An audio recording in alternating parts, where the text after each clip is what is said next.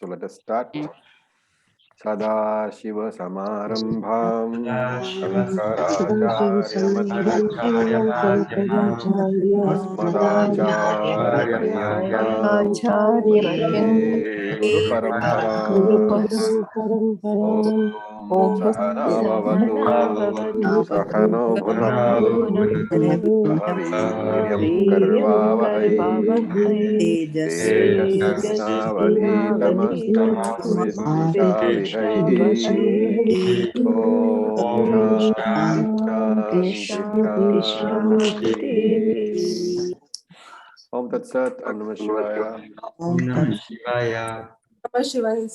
So we had completed the second chapter in the last few classes, and it took us quite some time, as we have noticed, because essentially the chapter 2 is the opening summary.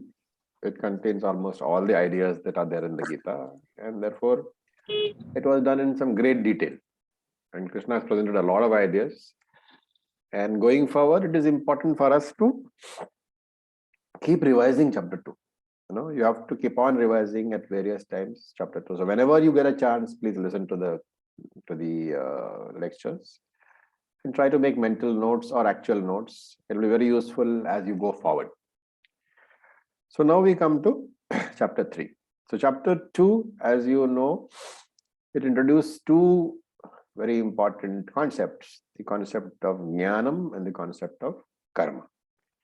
So concept of jnanam was introduced between the verses 11 and 25, and later on there were some transition verses, and then karma yoga was introduced.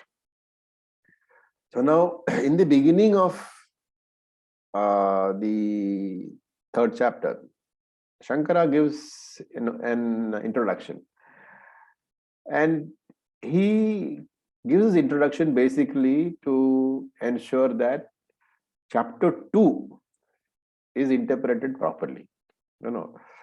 Now, there are, I think I have referred to this earlier, there are other traditions of thought which we call darshanas in the Indian tradition, where they say that the only way to achieve moksha is to follow karma and jnanam simultaneously.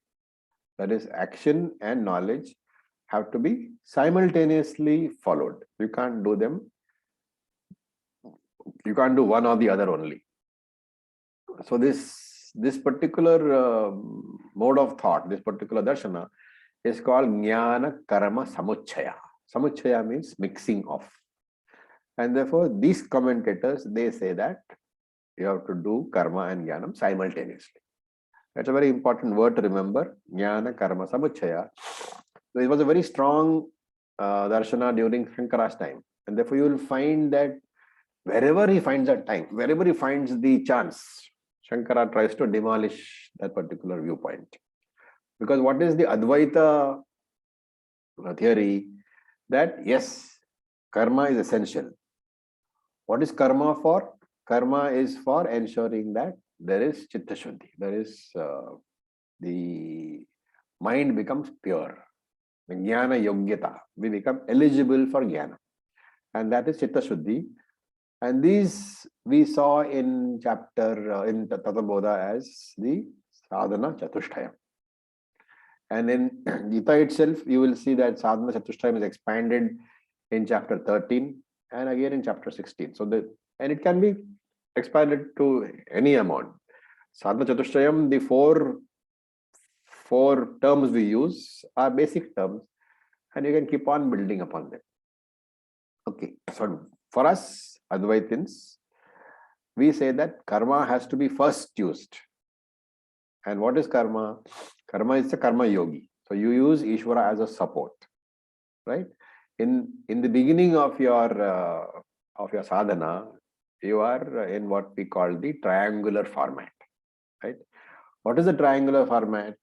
Because I consider myself as a jiva, and I am living in this jagat, the universe, and I use Ishvara as a support, right? So Ishvara will look after me, the jiva who is looking in the who is working in the jagat.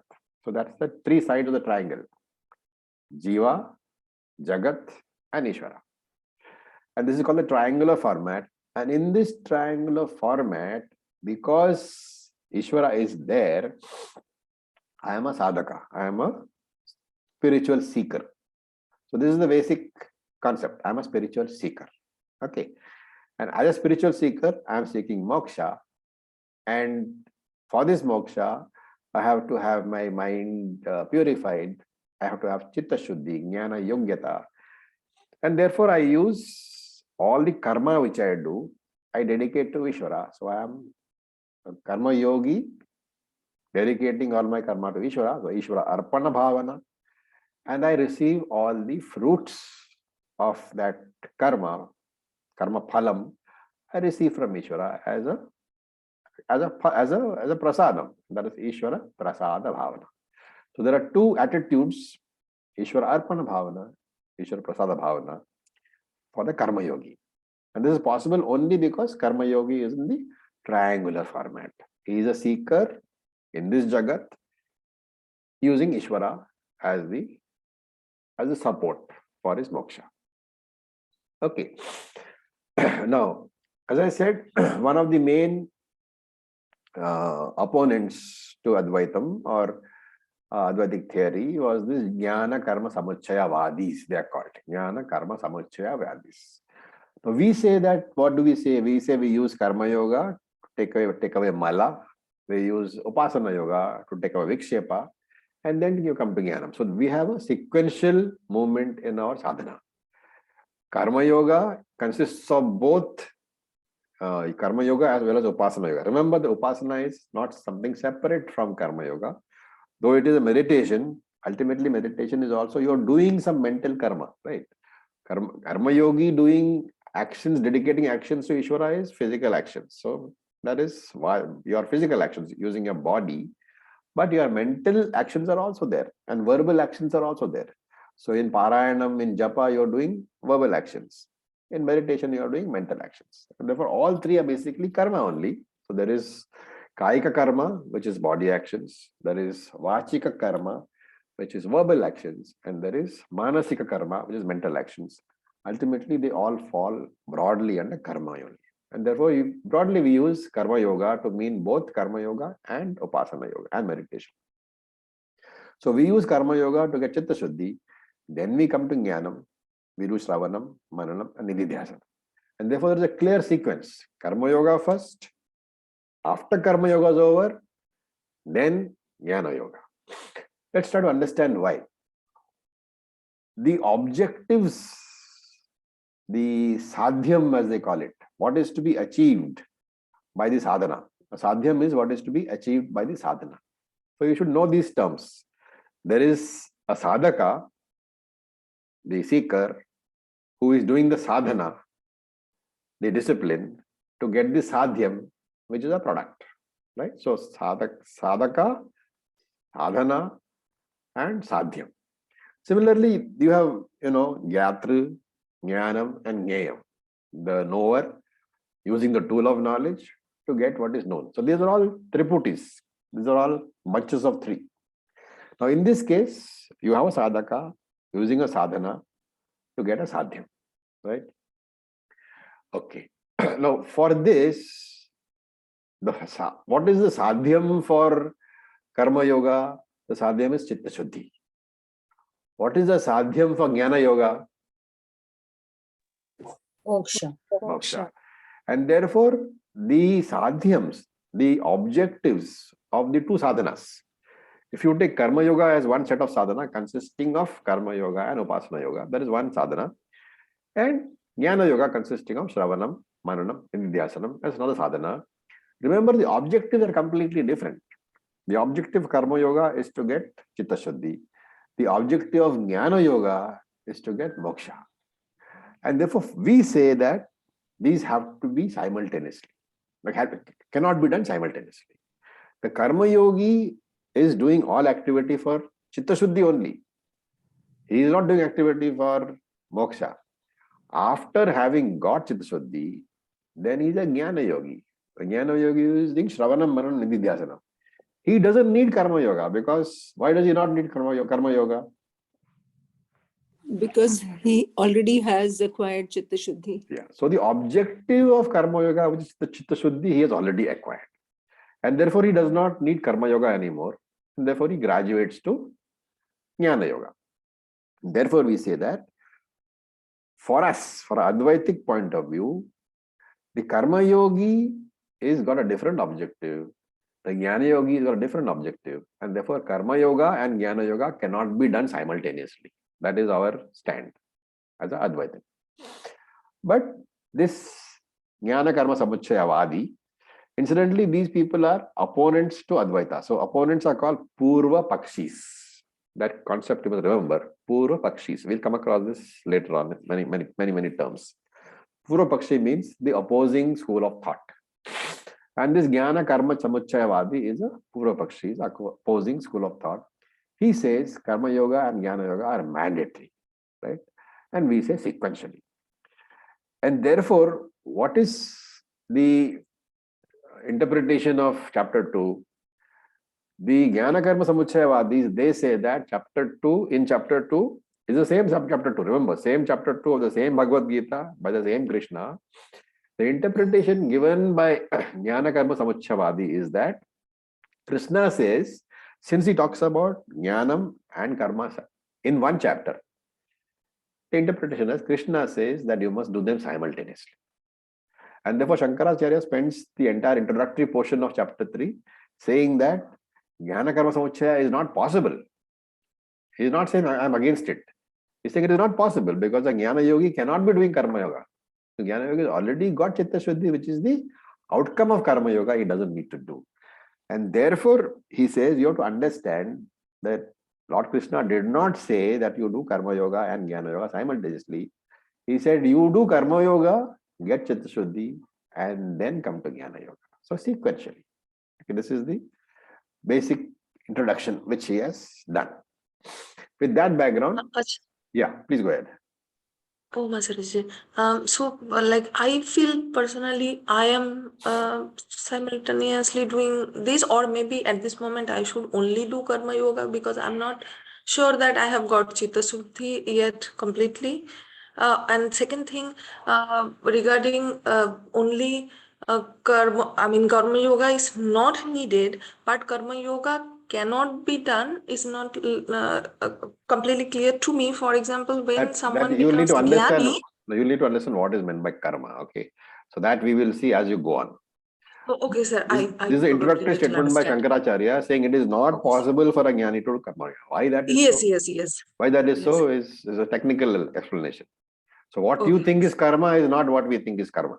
You know, the physical. Because jnani doesn't think that as karma. So, right. So now with this background, let us look at chapter number 3. So we will first do the chant. Atha Tritiyodhyayah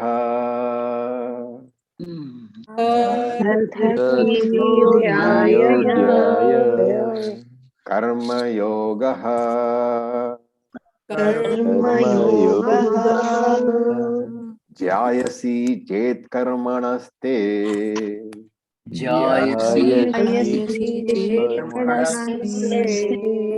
Mata Buddhir Janardana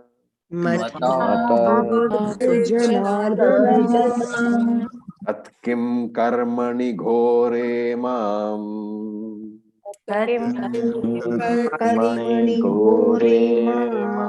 Niyojayasi Keshava.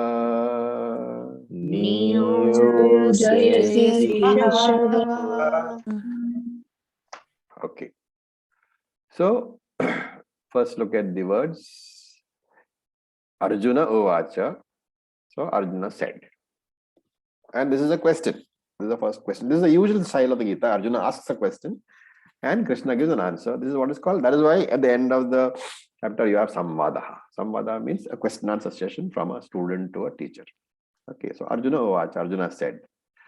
And then you rearrange that. Hey Janardana, te mata buddhihi, your contention, te mataha. You have said, your view is that buddhihi karmanaha jayasi. Your contention is that knowledge, here remember buddhi is knowledge, not the intellect.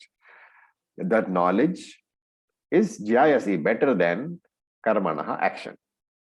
So, he janadana, karmana buddhi jayasi te mata. If you are saying that intellect and knowledge is better than action, tat kim, then why? Ghore karmani mam niyojayasi. Why do you push me? Niyojayasi, push me into this ghore karmani, into this terrible action.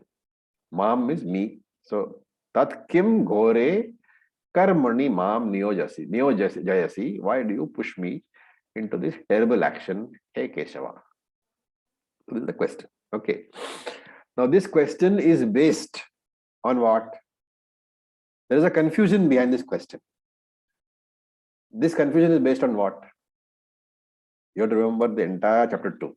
In the second chapter, Krishna had talked of Jnanam, so Arjuna thought that he's asking him to not do karma and pursue Jnanam alone.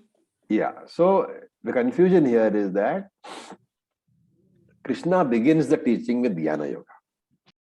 If you remember, chapter 2, the verses, it starts with Asocyananva Shochastvam Prajnavadamsha Bhashase Gatasuna Gatasumscha Anushochandi Panditaha. What is the main statement? Panditaha na anusochanti. The wise people do not grieve. Right? And we know the foundation of Vedanta by now. The ignorant person will have sorrow. The wise person will have happiness. So, ajnanataha dukham, jnanataha sukham. The one who is ignorant, who is ajnani, he will spend his life in sorrow. Jnanataha, the jnani, he will spend his life in happiness. And Krishna spent some 13, 14 verses talking about jnanam, from the 12th verse to the 25th verse. And what did he do? Afterwards, suddenly he switched to karma. He talked a lot about karma. And then what did he do? Finally, he said, Esha Brahmi Sthiti Partha Nainam Prapya Vimahyati Sthitva Syamantakaleti Brahma Nirvana Mrachati. He says, the last verse, he says, Jnani will never have any sorrow in life. So not only is Jnanam a solution for sorrow, Jnanam is a solution for all the conflicts in life which are the cause of sorrow.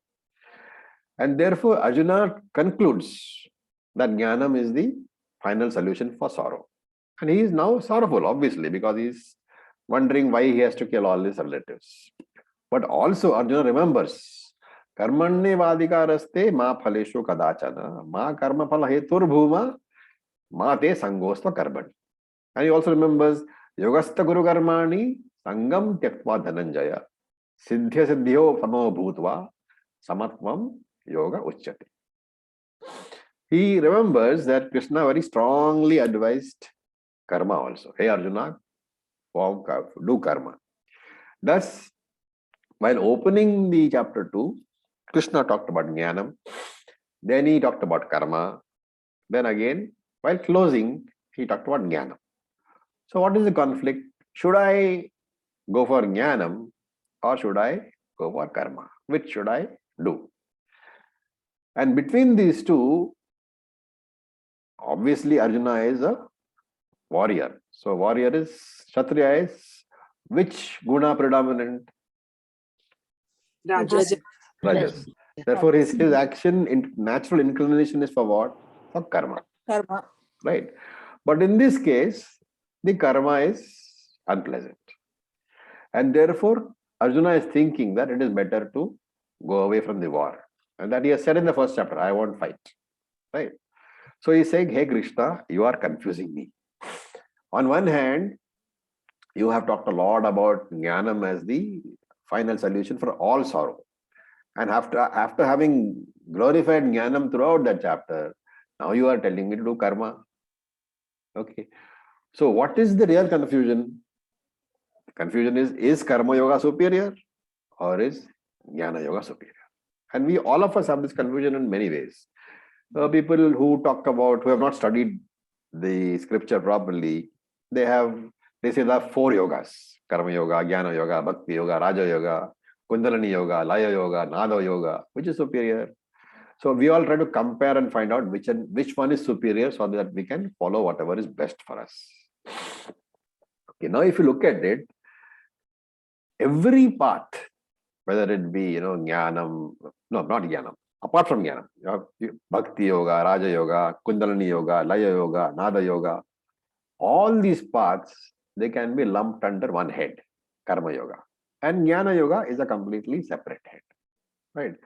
So even if you take that, now Arjuna's confusion is that both these paths, Karma Yoga and Jnana Yoga, they will lead to moksha only. They will lead to the same goal. This is a very common, prevalent approach today. Okay, even in today's, among the Acharyas, many teach that the four paths are there. Jnana, Bhakti, Yoga, they are all different paths, they say. So that is a mistake. In fact, if you look at Swami Shivananda's works, it is very easy to make that mistake. But Swami Shivananda very clearly says time and time again, Jnana Deva Kaivalya, making it very clear that there is only one path for moksha, and all the other four other paths, that is Bhakti, Raja and Karma Yoga, they are meant for Chitta Shuddhi, right? So if you look at those of you familiar with the ashram, serve, love, give, meditate, purify, realize, you will require that you will see that you can very clearly, divide those into serve, love, give, which is Karma Yoga, purify, Chitta Shuddhi, meditate. Now this meditation can be broken into two. One for concentration meditation, which is Upasana, and one for Nididhyasana. So Swamiji's, those 6 points, they make it very clear that you have to come to Karma Yoga, you have to come to Upasana Yoga, you have to come to Shravanam, Maranam, Nididhyasanam, and then only realize, then only moksha is there. So Arjuna commits the same mistake. He thinks that Karma Yoga and Jnana Yoga are alternate paths. He doesn't realize they are basically, one is the beginning and one is the end. One sort of telescopes into the other. Karma Yoga telescopes into Jnana Yoga. The ultimate result of Jnana Yoga is moksha. And therefore it is, even scriptures, even Shastram, you will find that commentators say, and Shastram also uses the words, that Karma Yoga will give moksha. And whenever these words are there, we should understand very carefully. Karma Yoga will give you Chitta Shuddhi. Chitta Shuddhi will bring you to Jnana Yoga. Shravanam, Maranam and Nididhyasanam will give you moksha. And therefore we should never compare Karma Yoga and Jnana Yoga, because comparisons are possible only when there are options. Like Karma Yoga and Jnana Yoga are not optional sadhanas. To think that they're optional is like asking you that you want to go to primary school or secondary school. They are not optional. Primary school is the first stage, secondary school is the next stage. Similarly, Karma Yoga is the first stage of sadhana, which makes a person fit for Jnana Yoga. Therefore, we say it gives Jnana Yogyata, otherwise called Chitta Shuddhi. And a person who has got Chitta Shuddhi is called an Adhikari, the person who is fit for Jnana Yoga. So they are not alternate paths. They are the same path. One is the beginning, one is the end. And in chapter 2 itself, if you remember, Yadate moha kalilam buddhir vyati tarishyati tadagantasi nirvedam shrotavyasya shrutasya cha. You have to go through Karma Yoga. Moha kalilam vyati tarishyati. Purify the mind. It's like washing your hand before eating. Therefore, there is no choice. And when Krishna advised Arjuna to do karma, he was not telling Arjuna that Arjuna, you can either do karma or you can come to Jnana Yoga. He was saying karma is not an option. It's a preparatory step. So the essence of the Bhagavad Gita is do karma, purify, gain knowledge, and be free. This is the very essence of the Bhagavad Gita. Okay, so we also say act, purify, know, and be free, which has been, as I said, which has been expanded into serve, love, give, purify, meditate, realize, the Shivananda Ashram. It is the same thing. Ultimately, basically, we're drawing the very essence of the Gita. Do karma, purify yourself, gain knowledge, and you are free. So Arjuna, though he listened through the filter of his own likes and dislikes, because he had already decided that I don't want to fight. So he didn't want to do karma, and therefore that filtered listening which he had, it caused him to mistake Krishna's words, right? And this also, for those who run TTC, it's a very important point. Filtered listening arises because of what? We use it. What is the term they use? No, in the TTC, those who have done the TTC, there's a term used for filtered listening. What is that? The yoga synthesis? No. It is No, called no. the preconceived notions. Yeah, preconceived idea. Your Because your prejudices. preconceived notions, what you're listening to, what the teacher is saying, will be filtered through your preconceived notions. And therefore, you will form an idea of the philosophy which is completely different from what the teacher is saying. Right? So that because of this, today we have statements like, in Kali Yoga, Bhakti only will work. Jnana Yoga will not work. Then you will say, for Jnana Yoga, for emotional people, Jnana Yoga will not work. In Bhakti Yoga, you should get emotional. All these are, statements made by people who have already formed some idea about what the philosophy is without really studying the philosophy. So preconceived notions are one of the biggest obstructions for understanding what the teacher is saying. And based on this wrong grasping, Arjuna puts a question. He says, when there is an option between karma yoga, between karma and jnanam is the one which is going to give me moksha, hey Krishna, why are you making me pushing me towards this terrible act of fighting? Because in this terrible act of fighting, I am going to kill all my relatives. I am going to kill my teacher also. Those are not very good things to do, right? And he says all that in the first chapter. So Krishna listens patiently. And he could have just told Arjuna that, Arjuna, you have not been listening properly, but he does not say so. See, Krishna does not tell Arjuna that, Arjuna, you didn't listen properly. He says, and that's a mark of a good teacher. Even when the information has already been given and the doubt has been born out of inadequate listening, inadequate understanding, a good teacher will listen to the question as if it is a fresh question. He will not disparage the student. He will not put him down. And therefore, Krishna teaches the whole thing once again. So chapter 2 is now expanded into 3 chapters. Chapter 3, 4 and 5. And this chapter 3, 4 and 5 have the genesis in this one single question of Arjuna's, which is Buddhi Jayasi Karmanaha. So Buddhi here is the Atmajnanam, self-knowledge. That is why it's important to have a teacher, because Sanskrit, almost every word has got 20 different meanings. You look at any Sanskrit dictionary, open it out, for each word you will find 20 meanings or 30 meanings. Each of those meanings may be completely different because the meaning is derived from the context. And in Sanskrit language, you have a root which is called dhatu. And to that root, you add suffixes and prefixes. And each of the suffixes and prefixes give a different meaning to that particular root. That is how words are derived. So here, buddhi is derived from the word buddh, to know. So buddhi can refer to the object. It can refer to the instrument of the knowledge. It can refer to the knowledge itself.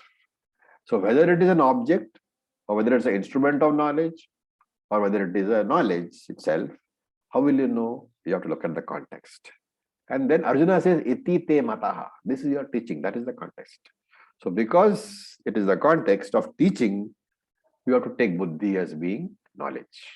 So he says, this you are saying that knowledge, jnanam, is better than karma. And therefore, logically, what should you be doing? After having said knowledge is better than karma, you should be saying, Arjuna, come with me to the ashram. We will sit and study the Vedas. Should you not be doing that? But what are you doing, Krishna? You are asking me to go to the battlefield. And you are engaging me in action. And you yourself say that action cannot result in knowledge. Right? And furthermore, this action is ghore karmani. It's action which is going to be very bloody because it involves a lot of blood being let out. I have to kill Duryodhana, I have to kill Bhishma, I have to kill Dronacharya. There will be a lot of bloodletting on the field. And therefore, ghore karmani. Hey Krishna, please explain to me why this contradiction is there in your teaching. Listen, Arjuna doesn't say, Krishna, your teaching is contradictory. Okay? Because he has accepted Krishna as his guru. And it is not the place of a student to tell the guru that he is wrong. And therefore Arjuna says later on, maybe my understanding is wrong. Teacher, will you please explain to me? This is the context of the first verse. Let us read the second verse, which is again, it is a continuation of the first verse by Arjuna himself. So please unmute yourself and let us chant. Vyamishreneva vakyena Vyamishreneva vakyena buddhim mohayasiva me buddhim mohayasiva me tadekam vada nischitya tadekam vada nischitya yena shreyoham apnuyam. yena shreyoham apnuyam. Okay, so I'm meeting you again. And look at the words. Vyami Shrena Eva. So you have to break up all those words properly. Vyami Shrena Eva Vakyena Buddhim Mohayasi Eva Me. So that Mohayasi Eva is Mohayasi plus Eva. Me is different. And Tadekam is Tat plus Ekam. Vada Nischitya Yena. The last word is broken into three different words. Shreyaha Aham Apnuyam. Okay. So, what is he saying? We can break that into two sentences. Vakyena eva vyami shrena. So, Vakyena, your words. Eva. Eva is very important here. Eva means seemingly. He is not, Arjuna is not telling Krishna, Krishna, your words are contradictory. Because Krishna is a teacher. So by using the word eva, he is saying that it appears to me that it's contradictory, which means that I am not understanding you properly. So vakyena vyamishrena. Vyamishrena is contradictions. Vakyena eva vyamishrena, with words that are seemingly contradictory, hey Krishna. Mohayasi me buddhim. You appear to be, or I appear to be getting confused with your words. My mind is getting confused with the words which are seemingly contradictory. And therefore he says, Tat ekam nischitya vadaha. Please decide which is better for me. Ekam nischitya. Tell me which one is better. Which one means one of the two. Karma yoga. So don't say this and don't say that. Don't say Jnana yoga is good and then tell me to do karma yoga. You decide, hey Krishna, which is better. And then ekam nischitya. Having decided one of them, tatvada. Tell me that one thing. Yena aham apnuyam. Shreyaha. Yena aham apnuyam shreyaha. Apnuyam means to get, to attain. Shreyaha means moksha. So he says, having decided which one of this is better, whether karma is better or jnanam is better, you please tell me which one I should follow so that I can get moksha. Okay. Now here again he is using the word shreyaha. He say shreya, as I said, means moksha. And vyamishra vakyena means contradictory statements. Mixed up. Mishram means mixed. So that which can confuse you is what is mixed. So vyamishra vakyam, contradictory statements. What is the confusion here? You are talking about jnanam, but you are asking me to do karma. Whereas consistency would consist in talking about jnanam and telling me to follow jnana yoga. And therefore, buddhim mohayasi. You are confusing my intellect. Okay, now here is the reason I say that you should be very careful about interpretations. The earlier verse, buddhi was what? Knowledge. Knowledge. Now here, buddhim mohayasi, you are confusing my intellect. So here, buddhi has to be taken as intellect. In the previous word, buddhi was knowledge. How do we know? Take the context. I look at the commentaries also. So in this sloka, you should translate as intellect. So in every context, the word will have different meanings. That is why we always say that for studying the scriptures, you should always have a teacher who has had a teacher. Otherwise, what will happen is you will get everything wrong. And again, here Arjuna uses a very important expression, which I said, eva, as though. He says, Arjuna doesn't want to say that, hey Krishna, you are contradicting yourself. That is not good, because Krishna is the teacher, and the student should never tell the teacher that, hey teacher, you are giving contradictions. No.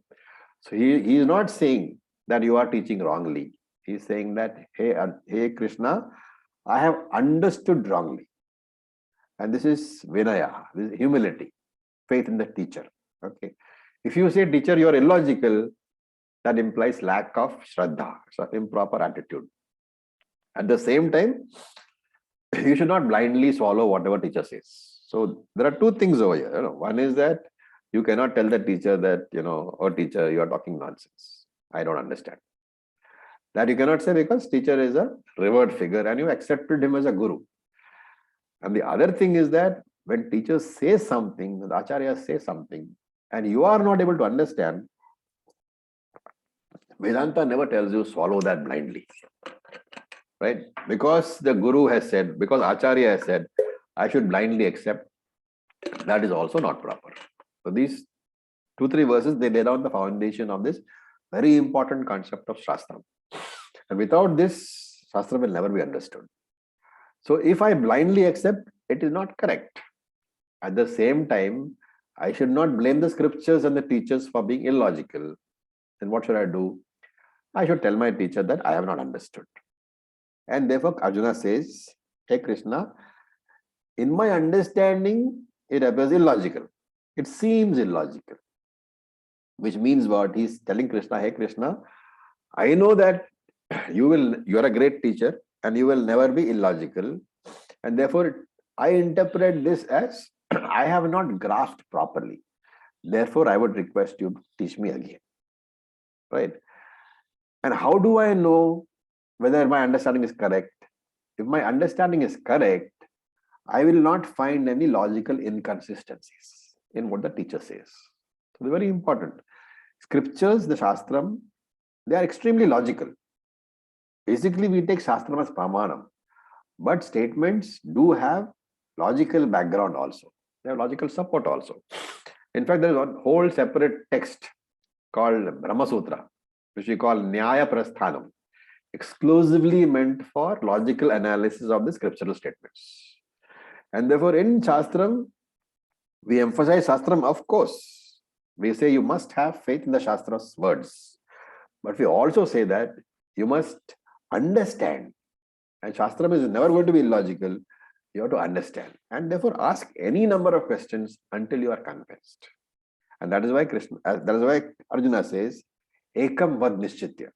Please decide and tell me very clearly which one of these sadhanas is going to be beneficial to me. So, yena, by following that one path, ekam, I cannot follow both paths.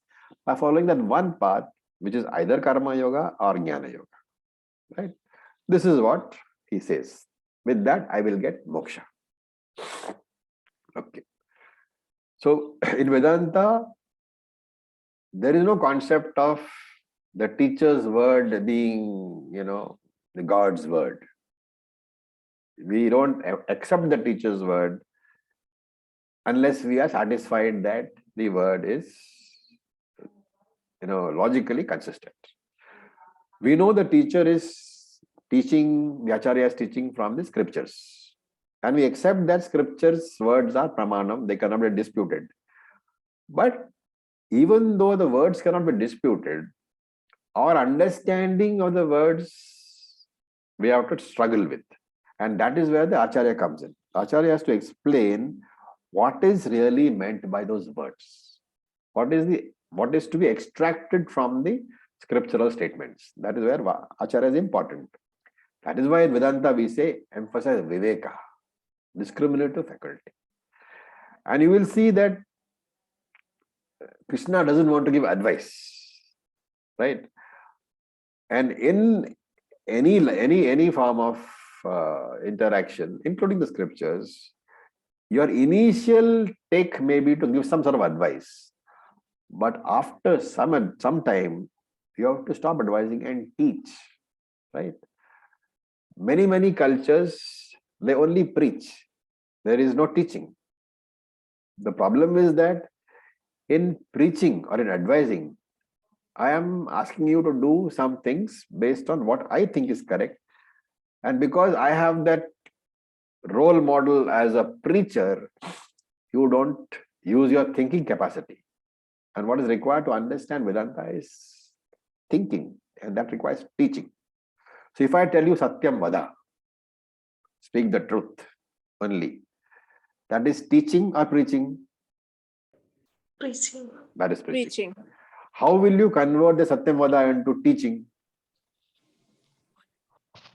When we discuss about certain situations and all. So if I tell argument you with- that what are the plus points of speaking the truth, what are the minus points of speaking the truth, is the truth spoken to be at all times, or does it also mean that can that statement of Satyam Vada be interpreted as whenever you speak the truth? There are so many interpretations, right? Satyam Vada, in fact, it should be interpreted to mean speak the truth when you speak. And therefore scripture also says, Apriya Satyam Mavada. Do not speak the truth which hurts. Speak the truth, but do not speak the truth which hurts. You put both the statements together, and you will see the scripture is telling you that whenever you speak only the truth. You don't have to go and speak the truth just because that is the truth. Very often people say, why should you get hurt? It is the truth. That is not what scripture says.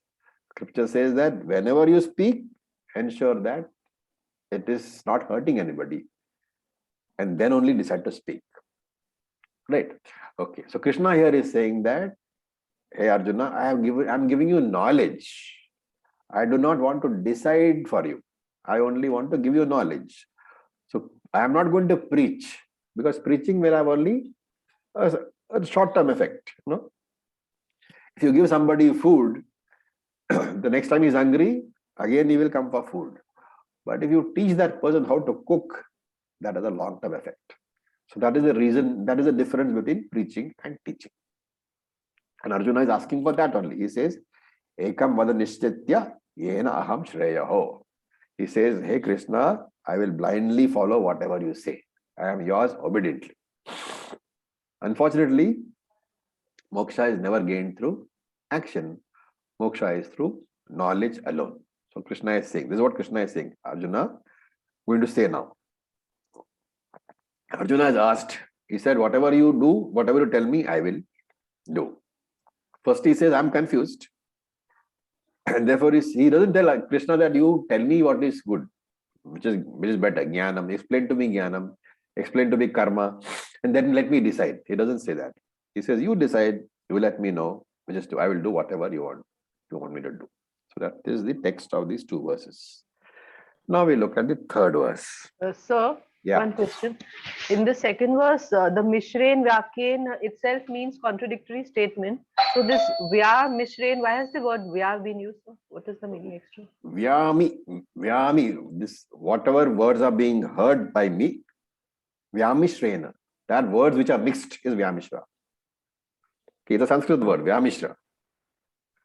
Okay, now Vyamishra means mixed up stuff. And that is why I'm saying contradictory. There are mixture of two meanings in that particular sentence. Okay? Yes, sir. Thank you. So, sir, can we say that Arjuna is actually, he's listened in the first and 2 chapters, and he's now confused. So Shravanam ho gaya, now he's moving towards Mananam. That is one way of looking, but the real teaching is really not over as yet, because as I said, chapter 2 is summary only. Right? Okay. And therefore, because of the confusion, Krishna begins to expand Karma Yoga and expand Jnana Yoga in these 3 chapters. Okay. Sir, what was the meaning of Shreyoha Mapnuyam, the last word? Apnuyam means to get, Shreya means moksha, Aham is me. Okay, thank you. Okay. Now, third verse. Shri Bhagavan Uvacha Shri Bhagavan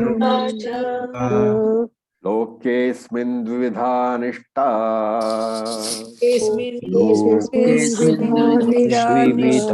Nishta Pura Prokta Maya Nagha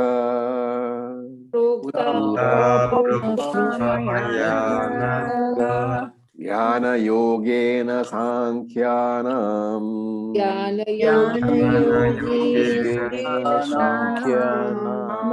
Karma Yogena Yoginam.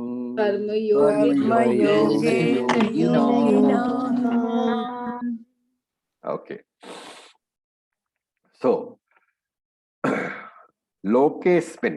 So you have to drop the avagraha and therefore it becomes Loke Asmin Dvividha Nishtha Pura Prokta Maya Anaga Jnana Yogena Sankhyanam Karma Yogena Yoginam.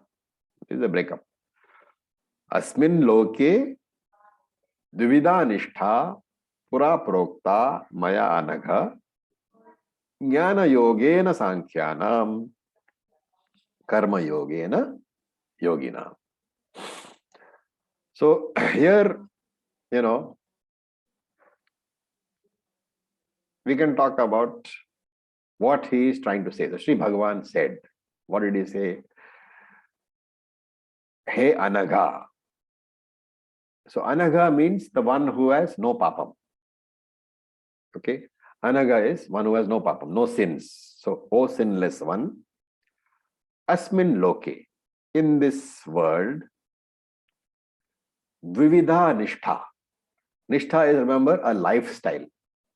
So Dvividha means 2 types.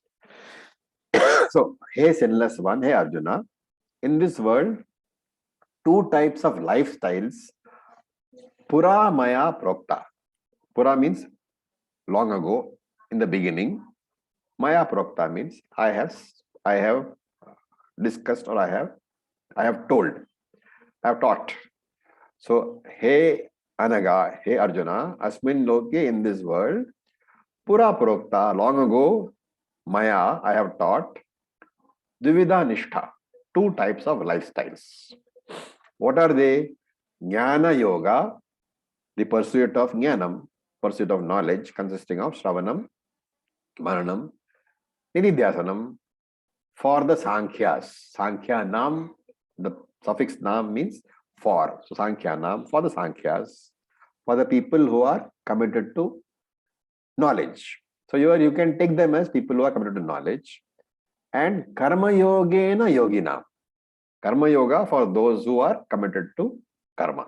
So here yogi has to be Karma Yogi. That means carefully note down. When he says Karma Yogena Yogina, we have to add Karma Yogena Karma Yogis. That this yogi here means a Karma Yogi. Okay, now that another method of interpretation. You have to very carefully interpret which yogi means what. So he's saying, oh Arjuna, in this world I have taught long ago, a 2-fold lifestyle. One is in the form of karma and one is in the form of jnanam. And they are meant for 2 different types of people. Okay. So here, we'll talk about this. What is a value? So for us, what is a value? Something which is really valued by me is a value. And therefore, there is a very nice saying by Dhyana Swami. He says a value is a value only when the value of the value is valued by you. Does that make sense? A value becomes a value only when the value of that value is valued by you. Which means that a value is going to be followed by me only if I have a value for that. So if I am saying Satyam Vada, to go back to what I said earlier, if the teacher says Satyam Vada, and you do not have a value for that Satyam, here the value is Satyam. You do not have a value for Satyam, then you are never going to follow that value, right? Because for you it's only somebody preaching. Therefore, in preaching, I am only talking about the value. But in teaching, I am conveying the value of the value, right? And so, in this world, there are a lot of preachers, but there are very few teachers. And Krishna is a teacher, and that is what Krishna is doing in Gita. You will find that Krishna does not preach to Arjuna, he does not advise Arjuna. He is not going to say that I am telling you go and fight. He is going to say that this fight is a karma, and you should know why karma is important. And so he starts with this sloka. This third sloka lays the entire foundation for the third chapter. So he's pointing out that with regard to sadhana, there are two sadhanas, karma yoga sadhana and jnana yoga sadhana. Both are sadhanas for moksha. With regard to these sadhanas, they are not optional sadhanas. You cannot choose, I'll do karma yoga or I'll do jnana yoga, right? He's saying that everybody has to go through karma yoga first, and then you have to go through jnana yoga. It is like washing your hands. Washing your hands is necessary before you start eating.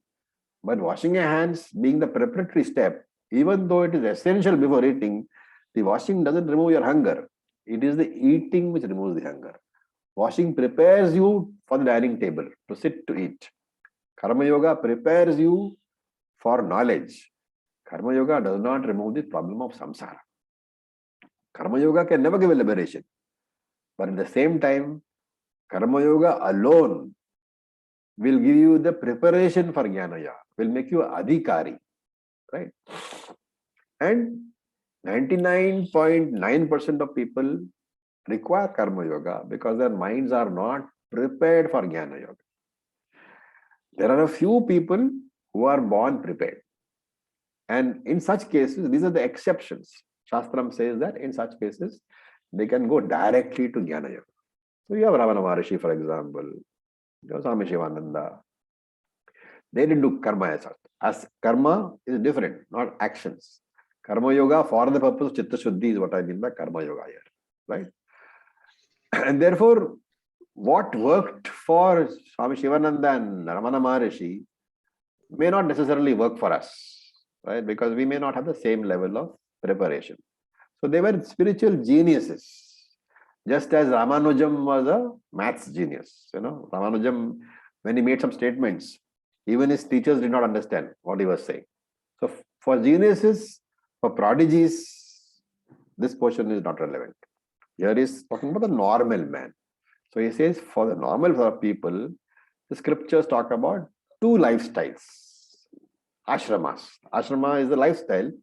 Krishna uses the word nishtha. So the word nishtha here in this third verse, it means shloka or the ashrama or the lifestyle. And as you know, we have four ashramas: Brahmacharya, Grihastha, Vanaprastha, and Sannyasa ashrama. Today, of course, some of them have collapsed into each other. So you can take two relevant ashramas, Grihastha ashrama and Sannyasa ashrama. And if you want to reduce that to English, one is an active lifestyle where you are with family and contribute to society. One is a passive life, secluded lifestyle where you are focusing only on jnana. So Grihastha ashrama is designed for the karma yogi. Sannyasa ashrama is designed for the jnana yogi. And now once you have understood these two lifestyles, can we find out how a human being can lead his life? So let us try to classify. As a seeker, you can be in Grihastha ashrama and you can follow karma yoga, and then you can purify. That is one portion. Later on, you can decide to renounce Grihastha Ashrama, take Sannyasa Yoga, and follow Jnana Yoga. So that is the first lifestyle which is recommended by scripture.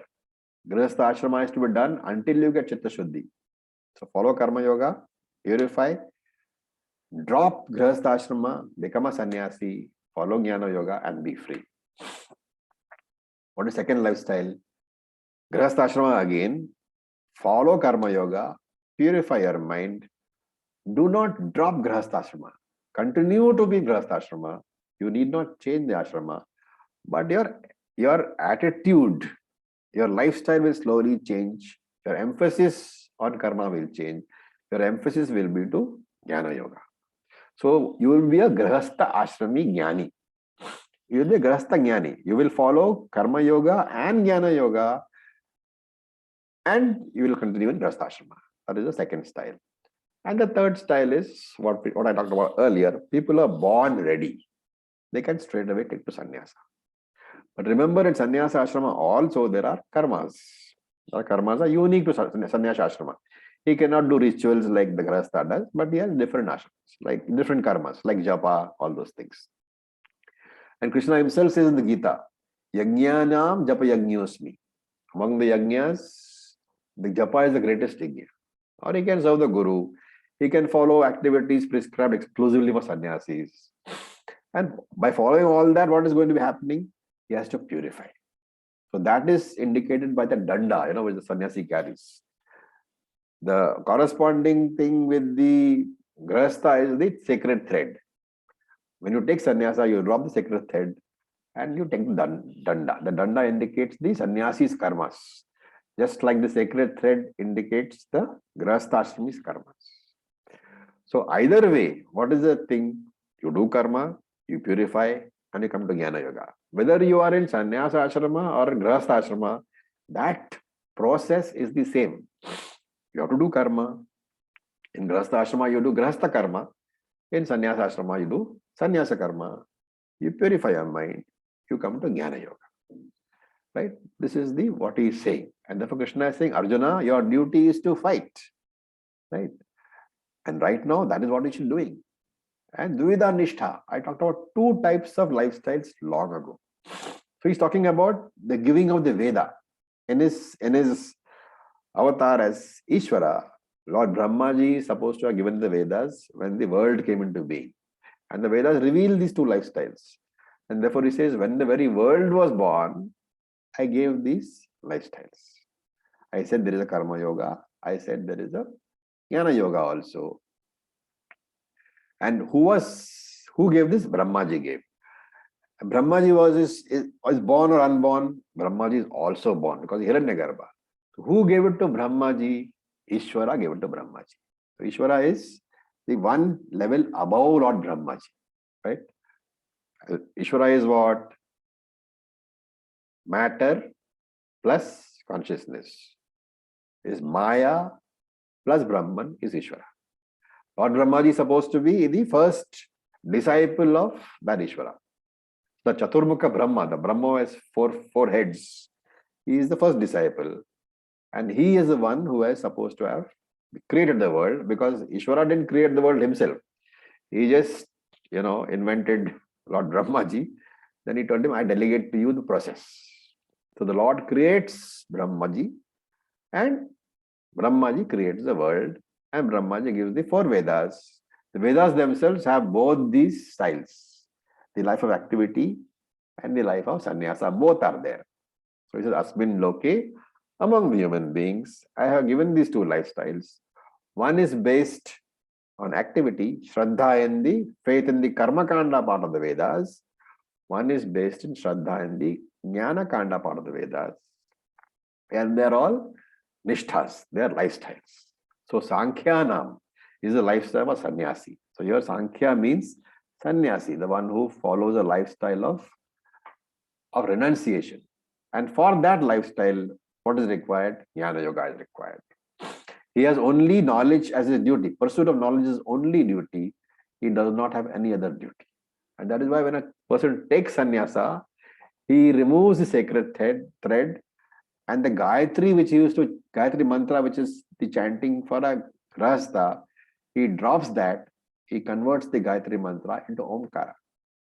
Right? So the Gayatri mantra, if you remember, has 3 lines. Tat savitur varenyam, bhargo devasya dhimahi, dhiyo yo na prachodayat. So tat savitur varenyam is condensed into a. Bhargo devasya dhimahi is condensed to u. And dhiyo yo na prachodayat is condensed into ma. So a, u, ma becomes om. And that is why we say that the sannyasi converts the Gayatri mantra into Omkara. He doesn't drop it, it gets converted. So that's about sannyasa. Then Krishna says yogi nam. For the karma yogis who are extroverts, they have got a mind which is going outwards, and they don't have the discipline or the mindset to remain and listen to jnanam. For them, I have prescribed a life governed by karma yoga, governed by pancha mahayagnas, about which we will talk much later in this chapter. So both lifestyles are there. There are 2 different types of people. The people in the triangular format, Jiva Jagat Ishvara, for them I have prescribed the lifestyle of karma.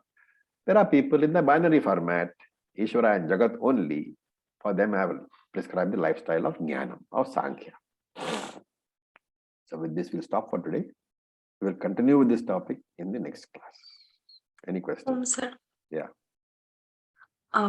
So my question is, when we say that knowledge is the only path to attain moksha, although many times together we are saying that the karma is necessary, that means I mean, what I found the best example for me to understand this concept is primary school and the high school, rather than this washing hand, because that seems to me optional in many cases.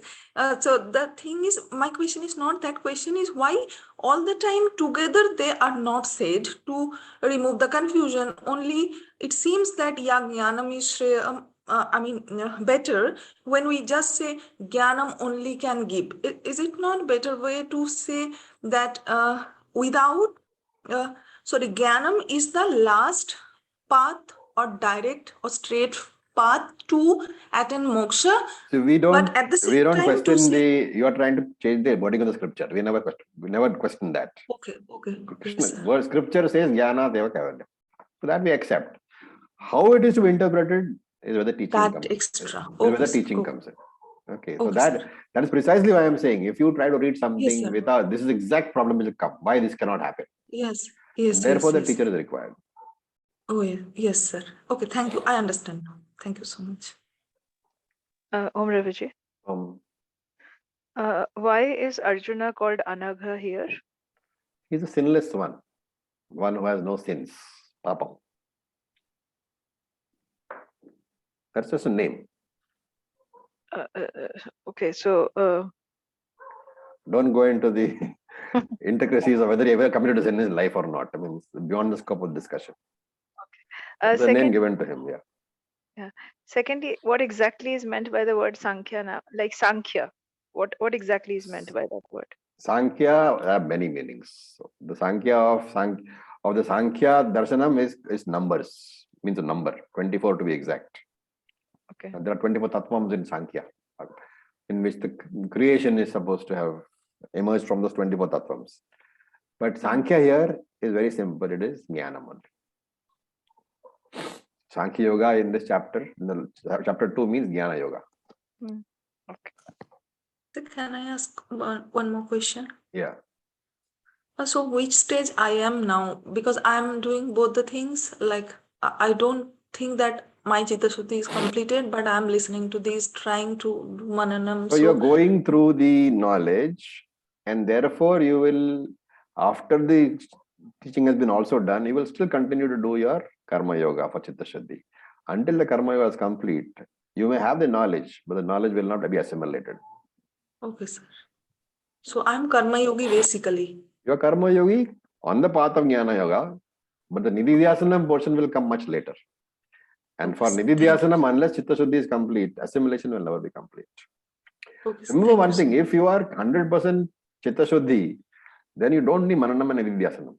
A person who is a complete adhikari, just the word tattvamasi is sufficient to convert him into a jivan mukta. So one should try not to, get trapped in this, which portion, where am I, what is this, all those things. Ultimately, you are Brahman. It doesn't matter where you are still Brahman. Yes, Jun. Acharya. Yeah. I have two questions. The first one is, in the beginning of the class, we were talking that there are three types of karmas, actions, the body action, verbal action, and mental action. Yeah. But I don't understand in which context can we talk about the mental actions parts. I remember when we were studying the karma part in Tattva Bodha, that thinking is not considered an action. So I want to understand how we can perceive. That's not correct. Thinking is considered an action, but thinking is an action which doesn't have, unless accompanied by intention, it doesn't have a karma phalam. That is all that is there. But your again, if you try to correlate and get trapped by those words, you're having problems. Mental action is very much an action which you would do, because meditation is something you would do. It is not something which happens by itself. Understanding is something which happens by itself. But in meditation, you are continuously focusing your mind. You are making the effort to bring the mind back into the area of focus. It is definitely a mental action. So when we consciously think about something with intention, it's converted action, very action. Yeah. But just thinking process is not considered an not action. Thinking process, understanding process. Okay. And so that all we'll talk about in much great length over the period of time. So don't get into all those things right now. Okay. All confusions which arise are because concepts which will come later are trying to be understood before they come in. Okay. And the second question was, we mentioned that Lord Krishna in some parts talks that japa is the highest yagya. So I wanted to, yes, I wanted to, if you can, like, you have to wait for the 11th chapter to come. 11th chapter. Okay, so don't put the cart before the horse. Okay, thank you, Acharya. Okay. One question. Yeah. When you said that once a person attains Chitta Shuddhi, then Mananam and Nididhyasanam is not necessary. Is that what I... If you have come to Shravanam with 100% Chitta Shuddhi, then Shravanam will do this job. That itself is enough. Okay. But in practice, nobody comes. Okay. And that is why you do Nididhyasanam. Nididhyasanam can be thought of as post-Jnana Yoga Chitta Shuddhi activity. Thank you. Okay. Acharya ji, yeah. I have started from the second chapter. In the first chapter, you chant a shlok, Sadashiv Samaharambham. Yeah. So in my book, there are more. No, Sadashiva Samarambha is not there in your textbook. It is basically an invocation to the Acharya tradition. Sadashiva Samarambha, to that Shiva who began this teaching, to that Shiva and to all the Acharyas in the middle, I pay my obeisances. That's what it means. I pay my respects to my Acharya, going back all the way to Shiva, the original teacher. And don't ask me why it is Shiva and not Krishna. Okay, so. Okay, thank you.